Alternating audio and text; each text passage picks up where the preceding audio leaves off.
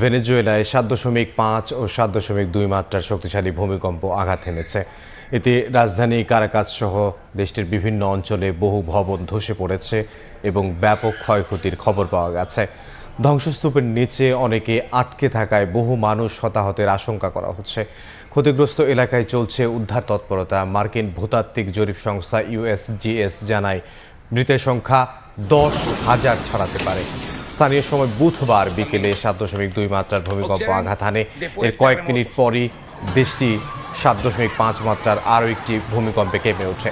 প্রথম ও দ্বিতীয় কম্পন সান ফিলিপে এবং ইয়োমার শহরের কাছে আঘাত হানে। ভূমিকম্প দুটির উৎপত্তিস্থল রাজধানী কারাকাস থেকে যথাক্রমে প্রায় 284 কিলোমিটার ও 293 কিলোমিটার পশ্চিমে অবস্থিত।